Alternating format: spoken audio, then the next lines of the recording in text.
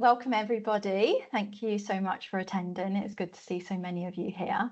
I've seen some familiar names in the chat, so nice to see you back if you've come to one of my webinars before. If not, then welcome. Tonight we will be going back to basics, so putting the thinking component back into orienteering.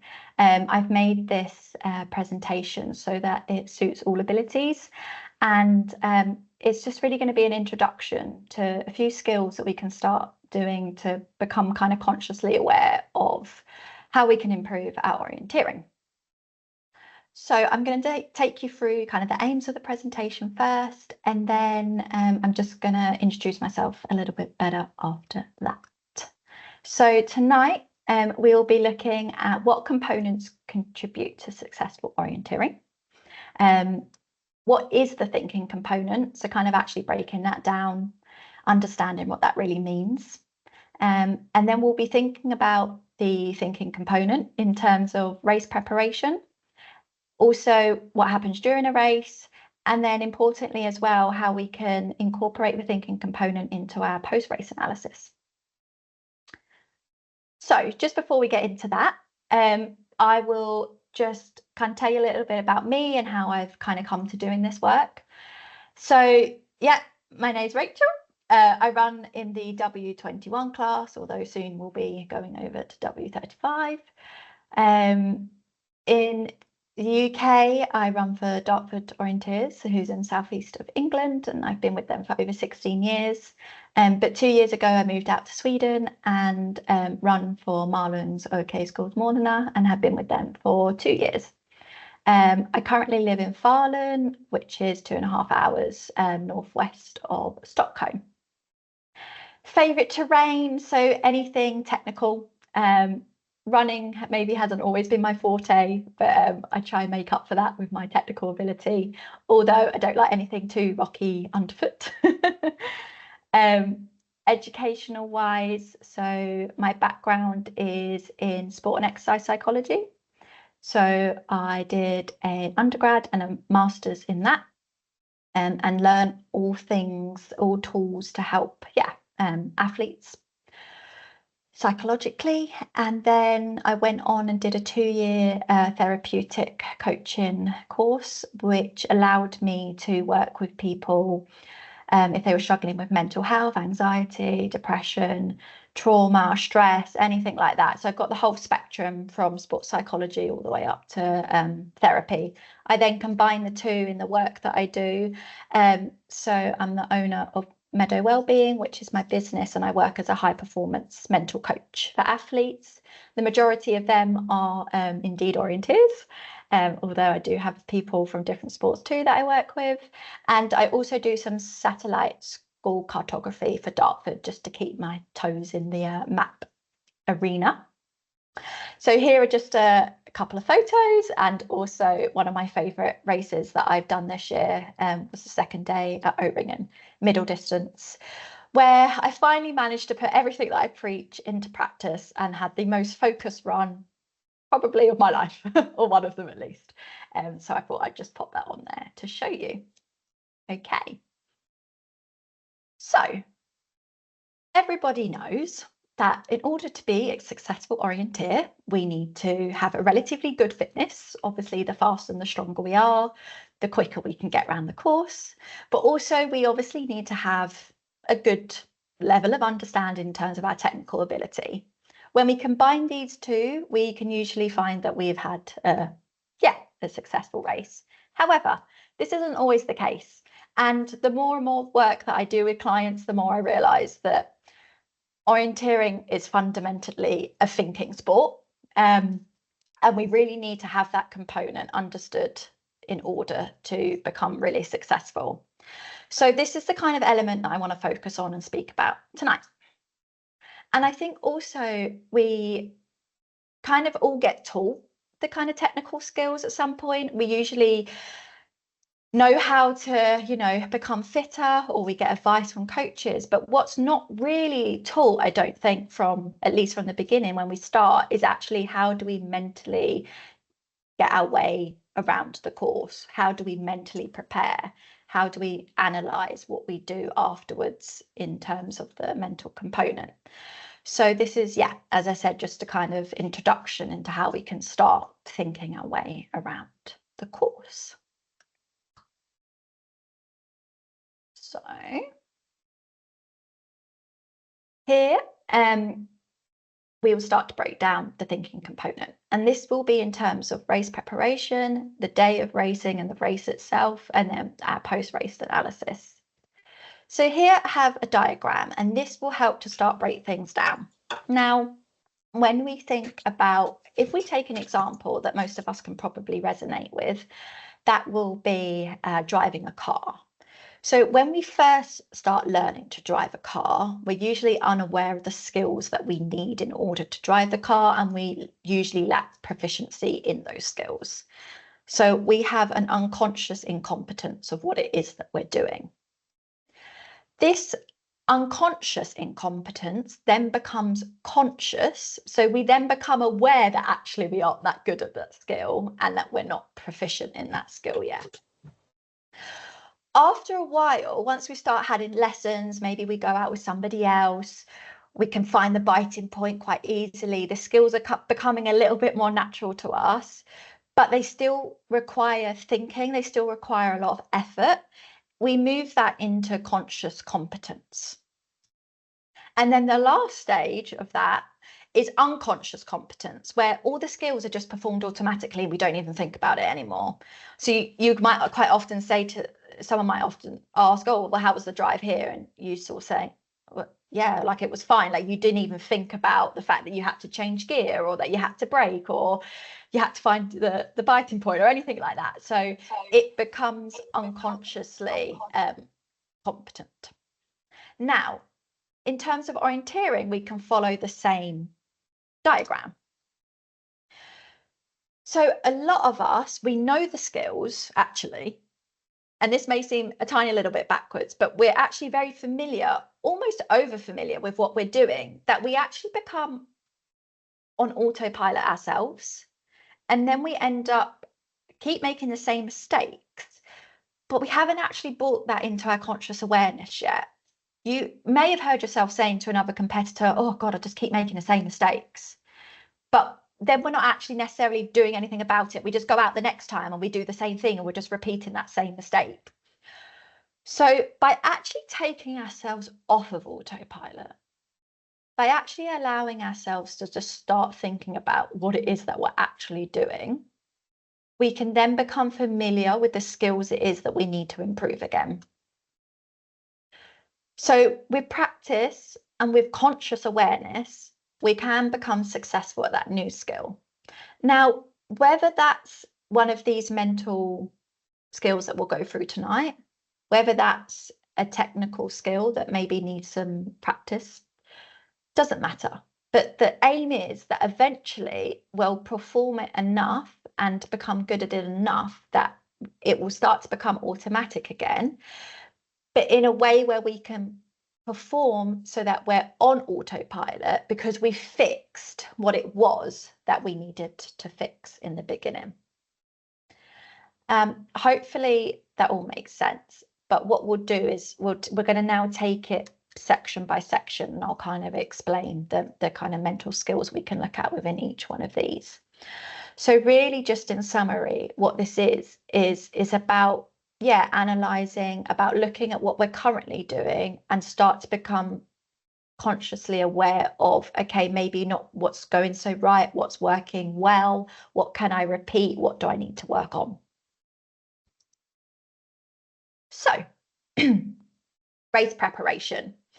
Now, for a lot of us, we kind of enter a race, we go, okay, yeah, that's next Sunday, great. And then maybe Saturday night comes and we think, oh, what time do I need to leave tomorrow? Are the start times out? We maybe have a little workout of what's going on, get in the car Sunday, drive to the event, turn up at the start, off we go. But actually, there's so much more mental preparation that can be done beforehand, which puts us in the right mindset for when we actually come to do the race. And the more that we kind of start to realize this, and the earlier we can begin this process, the much better chance we've got at being successful on the day. So race preparation is an essential part of us achieving a successful performance. And in order to give ourselves that, we need to adopt the right mindset. Now, I often think about mindset in terms of the day, as early as a day that I enter a race, and already prepare in my mind for that race, whether that be through visualization, whether that be through, I don't know, looking at previous maps, anything, kind of reading the details, understanding, is it going to be relatively tricky? Is it going to be hilly? Is it going to be, whatever? So we're just kind of creating this picture. And so you may ask, what exactly is a mindset? So that is a set of attitudes, or it's the general way that we think about things. Now, you could think of this in the sense of, is this positive? Do you have a positive mindset? Do you have a negative mindset? Do you have, are you quite a worrier? Do you have like a worry mindset? Is there a lot of doubts that come in? That sort of thing. So what I'd like you to do, if you've either got a pen or paper to hand, or just using the device that you're on, I'd like you to write down what you think your default mindset is in life. So not orienteering specific, but generally when you have something coming up, or you've got a decision to make or anything like that, how do you feel as though your current kind of mindset is towards these challenges or events that come up in life? So just jot that down for me first of all. Just give you a little moment to do that.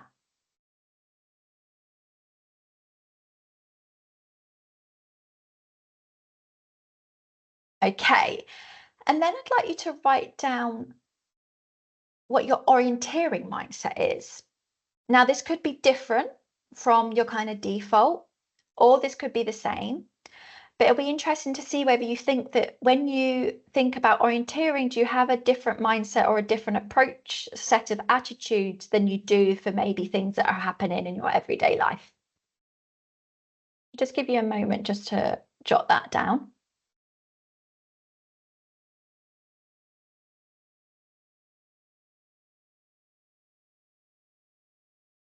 And then if maybe your orienteering mindset or even your default mindset is not quite what you want it to be at the moment, what would you like your optimum mindset for orienteering to be? How would you like to approach a race that's coming up? What set of attitudes would you like to use? So think about, what it is that you kind of want instead, or if you've already feel like your mindset for orienteering is good, maybe you want to jot down a couple of things that could potentially help improve that mindset. So just, writing that down for me.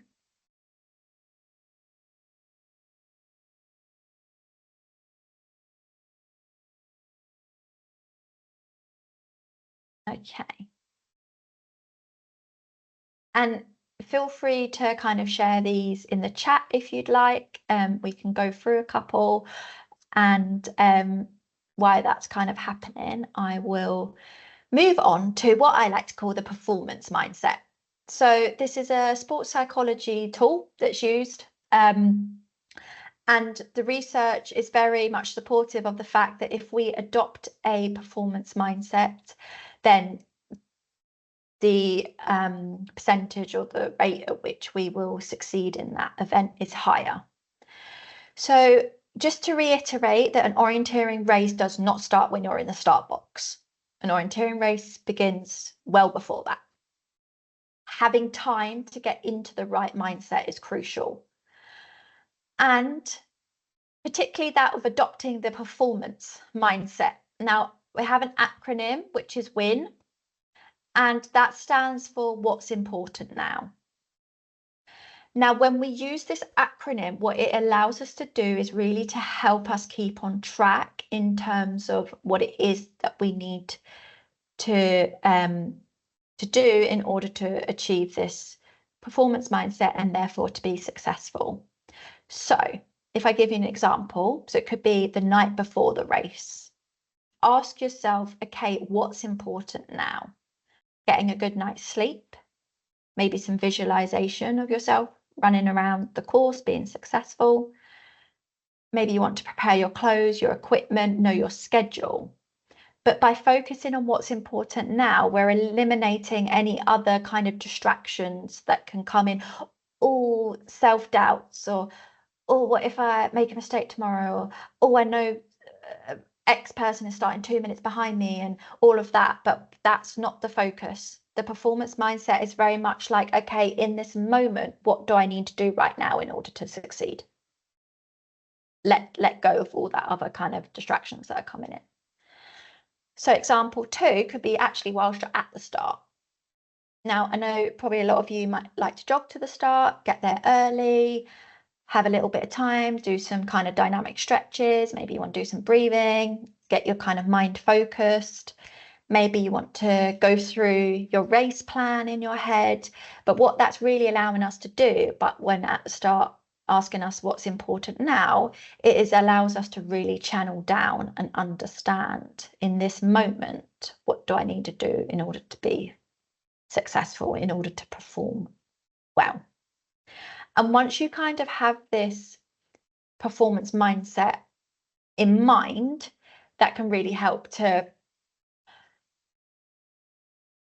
have your kind of new routine, have a new way of kind of being before the start, maybe at the arena, have a new way of being at the start.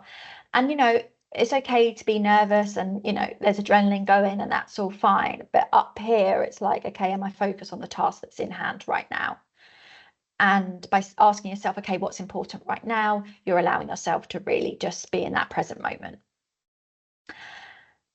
So yes, so mindset, crucial. I would say, I think naturally when we're like, for example, performing at the JK or the Scottish or whatever it may be, those kind of big events, this might feel more natural to be able to get into this performance mindset. But I would definitely recommend practicing this, even if it's just like a Thursday night training, Thursday night, like night orienteering, or if you've got maybe a local event on a Saturday, come and try it or something, and you can feel like, actually, let me practice these skills now, so that when you come to doing these big races, it's already there. You don't have to consciously think about, oh, am I in the right mindset? Because you've practiced enough that when you actually get to these big races, you've already succeeded within that.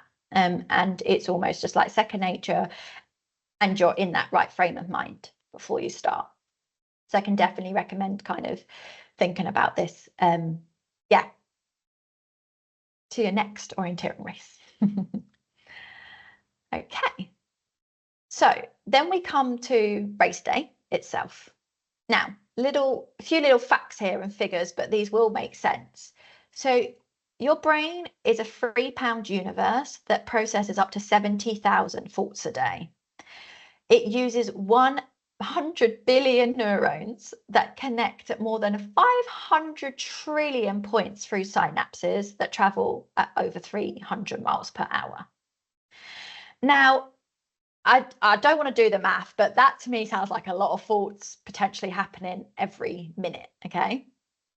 Now, the problem is we can't stop thoughts. We can, of course, use techniques and tools that can help reduce thoughts, but our brains are made for thinking. So those kind of neurons that are firing, they're not going to be able to stop. So what we need to learn to do as orienteers is to funnel out those that do not serve us. So to funnel out those distractions. Now, using something like mindfulness is really important, because it allows us, first of all, it allows our brain to just slow down, so that, let's just say instead of getting 10 thoughts a minute, maybe we only get 4.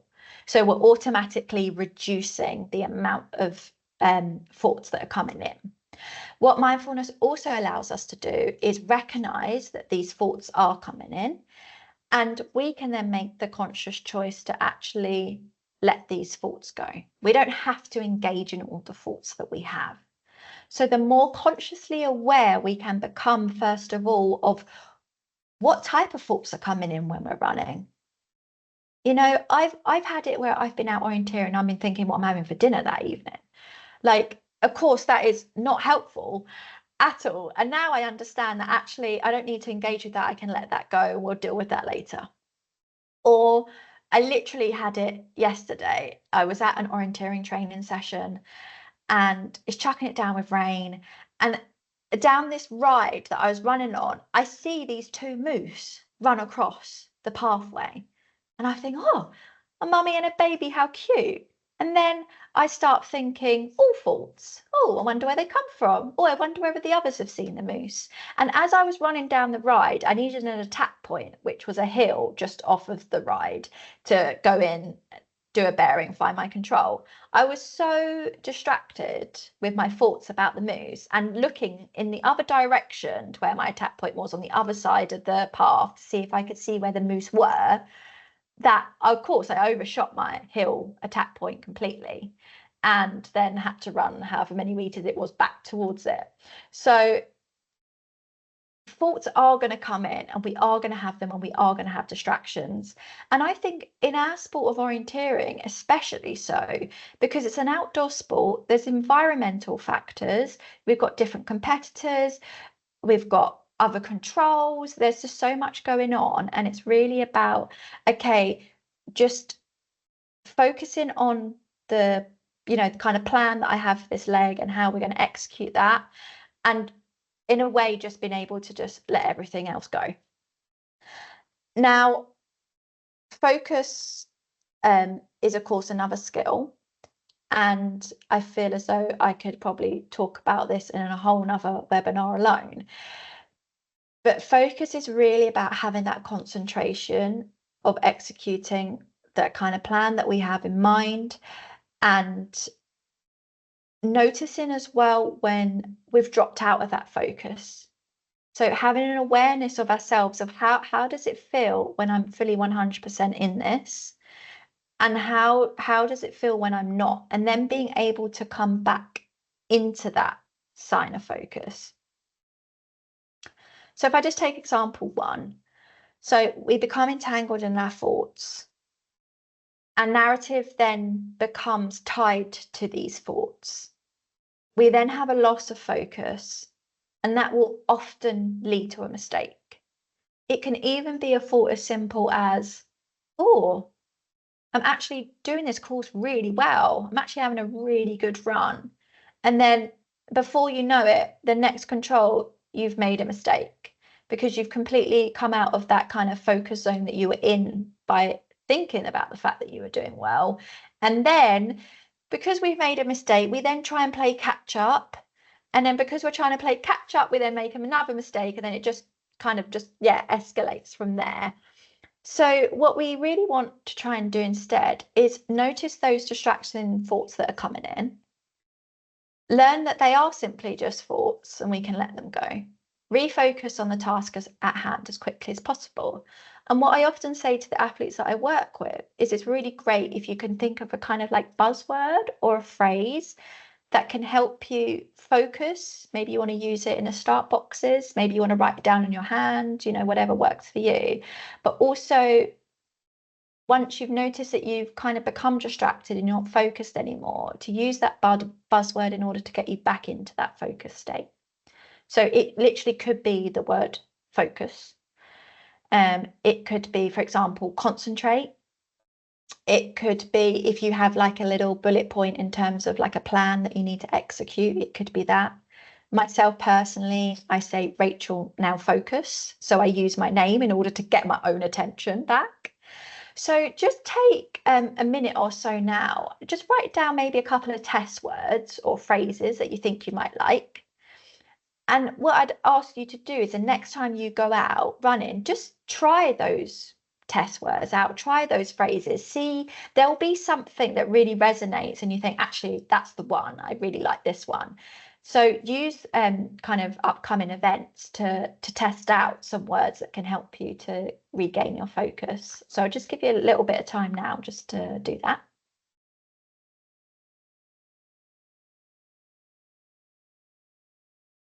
Yes, Joe, I see your hands up. I have a question Yes. from the chat. Excellent. So the question was, from Guy, and it was, how do you define success? It seems, often it's finishing position related, but he says he goes to events, to events to enjoy himself. So what would you define success as?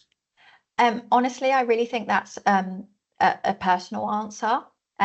Success for some people is externally based. So where am I going to come in the results? Am I going to do a better time? What were my minute per Ks on the course, etc., etc. So some people define success as that.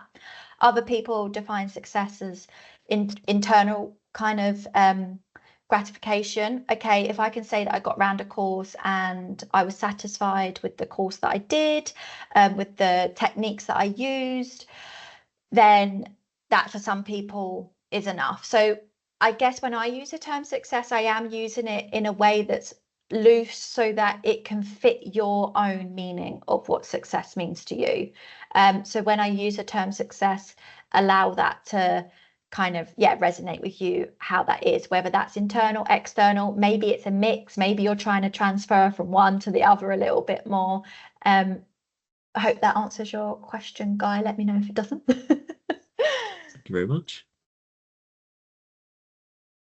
Okay. If anybody feels up for sharing some of their test words and phrases, I'd be interested to have a little look through them later. So feel free to pop them in the chat too. Okay. If that's all for questions for now, I will move on. Okay. So post race. Before I get into any of this, because I don't want to kind of cloud what you already do, I would really love for you to just spend a minute writing down, how do you currently analyze your race? And if at the moment that's nothing at all, then write that down. That's fine. If it's a case that you get home, the map goes in the bin and you go on the rest of your day, fine, pop that down. But how is it that you currently analyze your race? So just write that down for me.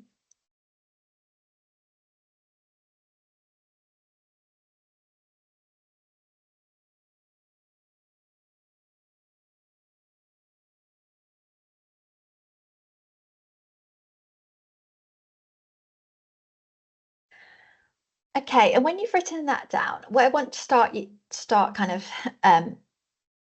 thinking of is, what is the language that you use for yourself when you do this? So when you're doing your post-race analysis, would you generally say that the language you use with yourself, i.e. your kind of self-talk, is this generally positive or is this generally negative? So just write down what side you kind of err on more so. Because the way that we approach our analysis and the language that we use can impact our race for the future, so a future race that's upcoming. So I just want to give you an example here of maybe some negative language, see if any of this resonates with you.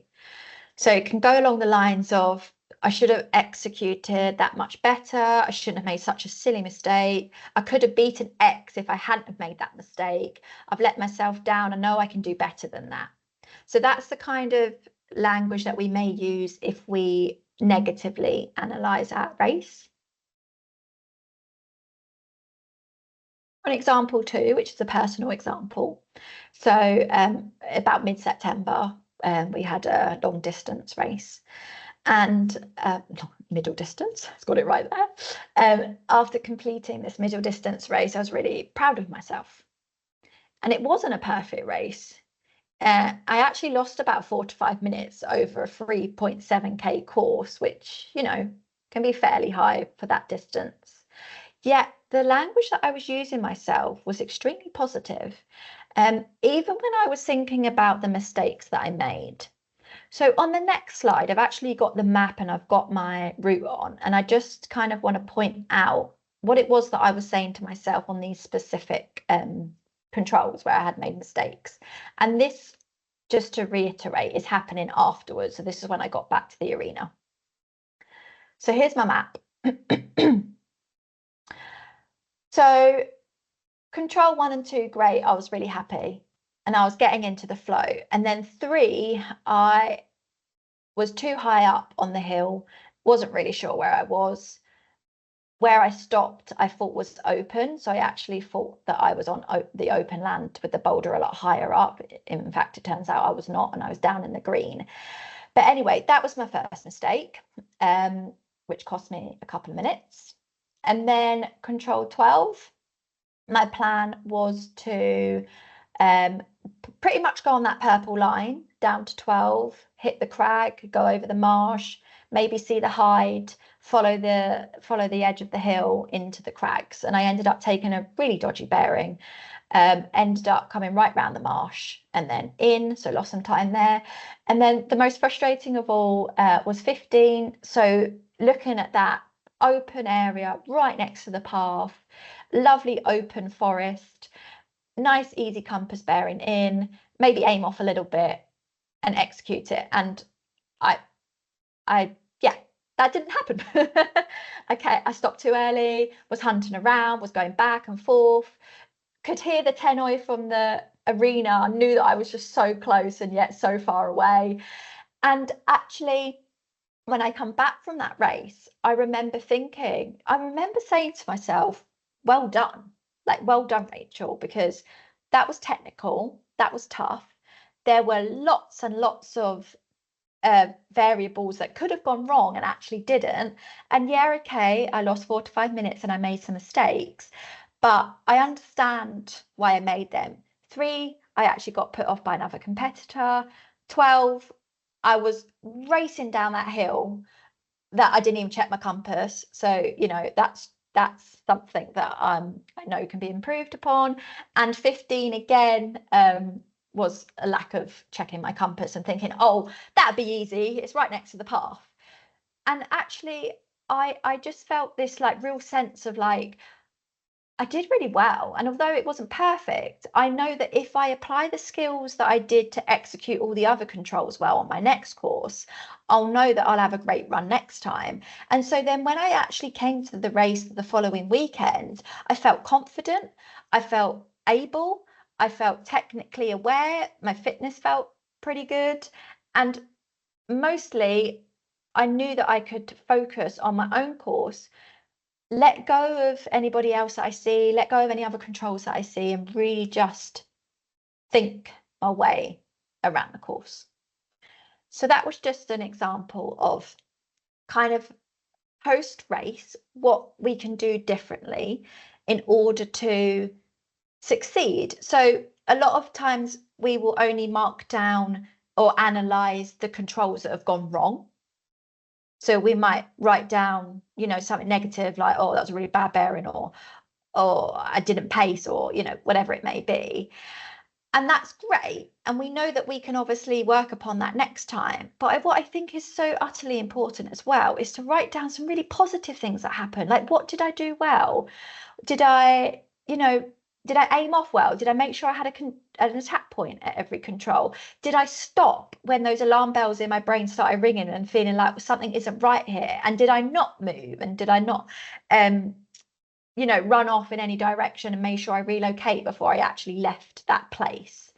Things like that. When we can start being positive and start drawing out the things that went well, then we can actually just start repeating that. When we can start repeating those skills and we become proficient in those skills, then eventually that will become second nature. We'll be on autopilot almost. And you might have heard this like, oh yeah, like I was really in the zone, I don't really know how I did it, I just got round. That kind of talk is when like we're fully focused, we're fully in the zone. The kind of technical side of things are going really well. We don't have to think about our fitness because that's you know, a relatively good position, and everything just falls into place.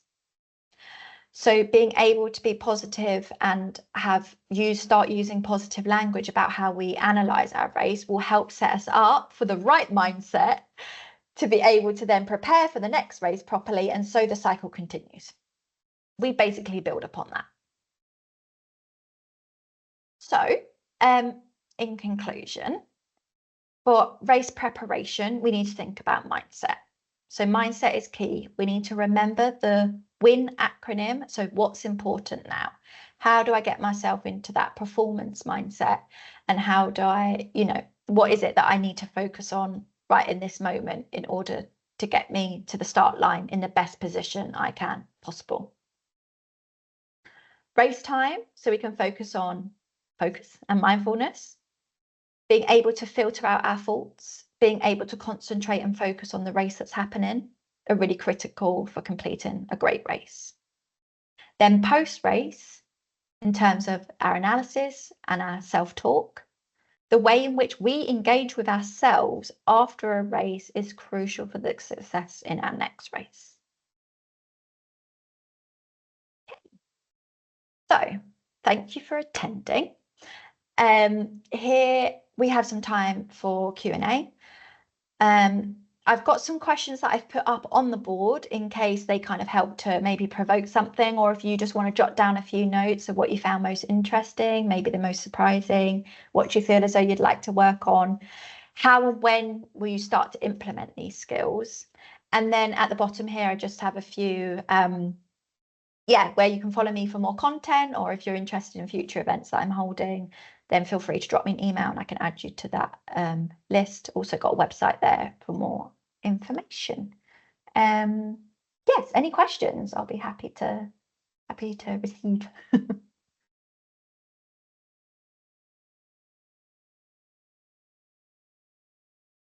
And just as a reminder, you can pop them in the chat or the Q&A, or click the raise hand function that should be at the top as well. And we can hear any and all questions.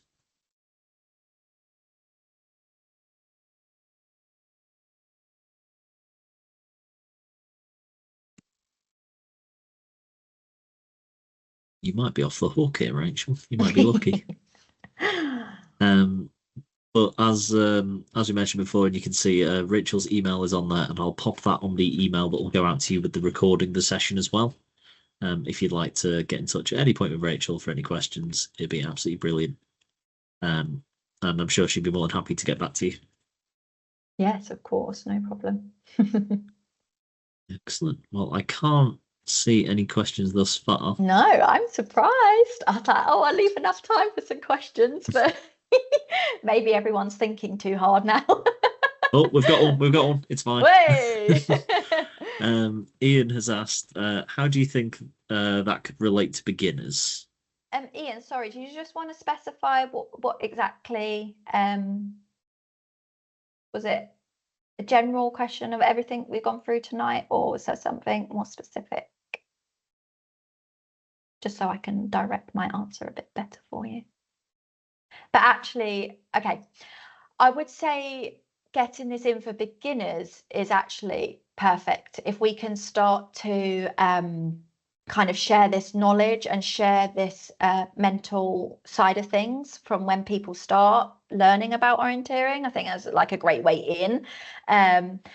But so in terms of pre-race and mindset for beginners, it could be as simple as making sure maybe if they're not too apprehensive, they're not too nervous, making sure that they're happy enough that they know what they're doing before they go out on the course. So it might not necessarily be like performance mindset, although you can still use the acronym. Okay, what's important now? Do you know where north is? Are you happy how to take your compass bearing? That sort of thing. So it could be more in terms of a mindset of, relaxing them before the race, allowing them to have time to ask any questions, that sort of thing. Maybe if they want to look at an old map, if you can send them a route gadget or anything like that, then they can start to prepare in that sense. In terms of during a race, I would say to them, just like try and allow them to just focus on the navigation as much as possible, and to be focused. Obviously, kind of dependent on their ability, there might be a lot of other things that are going on for them, but just reminding them that the controls, finding the controls is kind of the main focus and the concentration. And then in terms of post-race analysis, it can be really great with beginners. And actually, I really think with beginners, it's so important to have that positive reinforcement. Okay, maybe they did get lost for 14 minutes, but, oh, you did this one really well, and that was a hard control. Or, okay, you got lost for 14 minutes. What can we do? How can I help you to improve that? What could you do next time? So yeah, I think all of this is definitely relatable for beginners. So I hope that answers your question. Okay. Yeah. And we've got this might be the first one rolling into more. We have another We got question some now. more. A couple of good comments just before that question. A good bit of discussion going on in the Q&A. Lynn saying about how language is important, changing mistakes into learning opportunities, and asking the positive questions to the athlete as well. And Robert also mentioning watching sort of top end sports stars. Tim Henman, when he left Wimbledon in semis or quarters, would say, "I've got lots to learn." So there's a lot of good It's discussion going on. always, yeah, there's always room for learning for sure. The next question from Finlow is: any thoughts on dealing with anxiety turning to panic on the course when you feel you're really lost? Yes, okay. This is something I've definitely experienced. It's that moment of like, oh my God, I just don't know what to do here. So what I would say actually first and foremost, physiologically, we need to calm the system down. We've gone way up into our heads and then we start to get the panic. And so what we need to do really simply, just stop, just take a deep breath, okay? Just start to just calm that system down. Once we're there, we're actually more able to use our brains for what we need it for, and that is problem solving in that moment. So then once we're a little bit calmer, we can then think about, okay, what skills do I need to use in order to get myself out of this situation? So then it might be, using relocation. Okay, what direction have I come from? What have I seen that's kind of obvious? Or maybe do I need to just take a safety bearing out to, a path or whatever and find where I am and then attack again?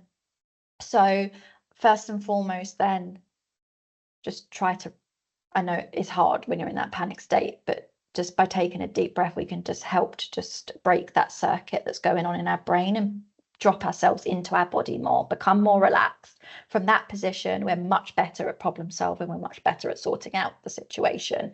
Then you can start to use the techniques that you have in order to find where you are and then continue, hopefully, to have a successful rest of the race. Hope that helps, Finland. Excellent. And if you're happy to go straight in for the next one. Absolutely. Jason has asked, what do you think about multitasking in orienteering? For example, planning ahead while navigating, how to train for it, and does it contradict the focus? Lovely question. So what do I think about multitasking and orienteering? I think that that's really helpful. I'm very much one for planning ahead, visualizing what I'm going to see. So quite often when I leave the control, I'll have 2 or 3 things that I'm planning to see on the way and I'm ticking them off. And if that doesn't happen, that's when the alarm bells start ringing. So I think it actually multitasking and being able to plan ahead is really useful. How to train for it. Now that is, obviously I know you're using the plan ahead whilst navigating as an example. Does it contradict with focus? Not if the planning ahead is part of your race routine that you're trying to execute and therefore you're focused on executing that. So when I talk about focus, what I'm really trying to do is eliminate all other distractions that aren't serving you from getting to point A to B in basically the quickest way possible, or maybe the safest way possible if you're a beginner, however that looks.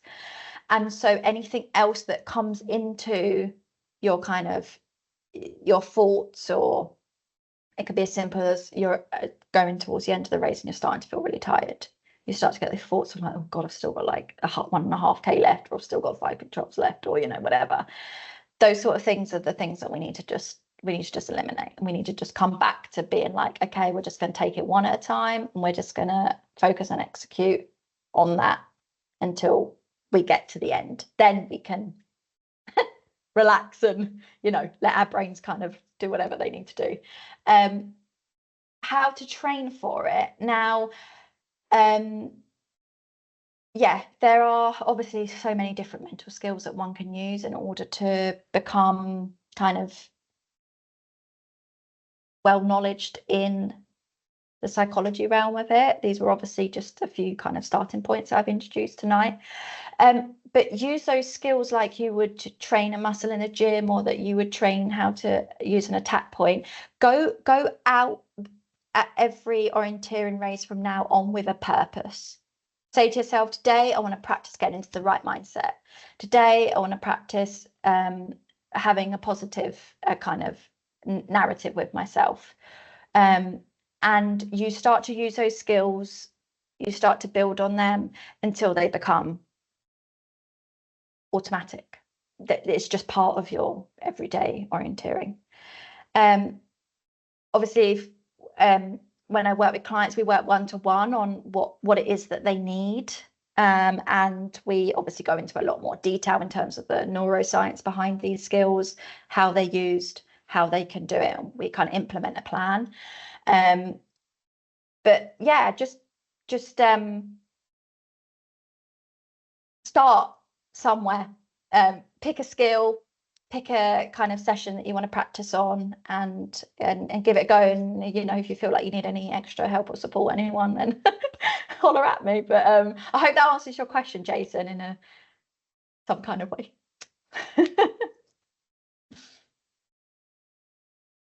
And we have another question asking about dealing with a competitor being close to you on start times and sort of how to block them out and run your own race. Oh yeah, I mean, that in orienteering obviously is tough. And tips I have for that: sometimes get somebody else, I mean, someone that you trust, to check your start time. If you don't feel as though you need to definitely check the list, then you won't see who else is there. Then you don't have that distraction in the first place. You might see them at the start, but you don't actually know when they're starting. Or literally take a piece of paper down your screen until you find your name, and then don't look any further. You might then get to the arena, and then somebody might say, oh yeah, I'm only starting 2 minutes behind you, you know, or something, and then that's ruined. So in that case, or if you kind of want to know who's around you when you're on that start line, it's about just being so disciplined that, like, orienteering, anything can happen. I've had so many races where people have overtaken me, and then you get back to the finish and they like come in 5 minutes after you, and you think, hold on, but I saw you out in the forest and you overtook me. So you don't know what is happening with other people. They might be getting distracted by other people and other controls. So if you just do you and you focus on your race, your technical ability, the running will take care of itself. On the day, you're not necessarily going to be any fitter than you have been a couple of days before. So just do what you can do in terms of running. Make sure that your running obviously is not overriding how fast you can navigate. But the more that you can concentrate on what it is that you've got going on, and the more that you can block out those other distractions, because technically speaking, just because they're starting 2 minutes behind you should not be any reason as to why you don't execute your plan as well as you can. If it's 2 minutes or if it's 20 minutes, if you're focused and you're doing what you know you can do, the time of other people shouldn't even be relevant. Easier said than done, don't get me wrong. It's taken me a lot of time to work on that myself, because I used to get so like, oh, they're just going to overtake me by number one and then it's all going to be over, and this kind of mindset. But when you start thinking like, okay, actually I trust in my ability, and I trust that I can get myself around this course, and actually, if anything, maybe I'm a little bit more better prepared than them, then that's when you can, yeah, just let that go. So I hope that helps. Perfect. I've still got two more, unless any more come in. Yep. Nigel asks, I think it was based on some of the conversation earlier. Do you have any advice for language to use with children to promote positive mindset and reduce that perceived pressure to do well, or fear of failure? Yeah. Really, I would almost even, quite honestly, I'd even just take out the word success and kind of failure, like as a starting point, because I think when they start to think that it's a two-way thing, that even the most minor mistake can maybe then still feel like a failure to them. So just drop the whole like being successful on a course as a whole. So maybe you can start thinking about ensuring that before they go out, that it's just a case that they do the best race that they can. And it's okay if it doesn't go really well, because that's an opportunity to be able to improve for next time. Once they've then got around the course, and let's say they haven't had a great run or they've got quite lost or anything, then it's just about being just really gentle with them, being supportive, them ensuring that they know that, they still did do the best. And sometimes I think it really helps if you can use examples as well of your own. Oh yeah, like, don't worry, I've been doing it 20 years and I'm still making mistakes. Make it quite light. And after every race, like what I was saying with this positive reinforcement afterwards, is ensuring that they know what it is that they've done well, ensuring that they know that, oh, on that one they aimed off, or that one they did a really good bearing, or they paced and they got exactly there, making sure to reinforce the really good things that they've done so that they can then repeat that next time. And I generally think that'll be really, good for them. But if you can start to steer the results or steer the outcome of the orienteering to how it felt for them, to get that internal satisfaction of like, yeah, okay, I did a good race. Doesn't matter if they come last, it doesn't matter if they come last by 20 minutes. If they can come back and say that they enjoyed it and they felt like they had a good race, that's all we need. Excellent. I think this might well be the last one. Yeah, of course. And this is just a question. Do you recommend a particular mindfulness resource? Oh, yes. So there's a really good free app called Insight Timer. I can put it in the chat. It's got loads of free resources, anything from mindfulness meditations, just a timer so you can just practice yourself. I know also a lot of people use Headspace. The reason why I use Insight Timer is that I listen to of varying different people, so that it doesn't. I've used Headspace before, and for myself personally, I found that it did become quite repetitive after a while. But not to say that doesn't. Of course, that works for millions of people. It's a very well-known app.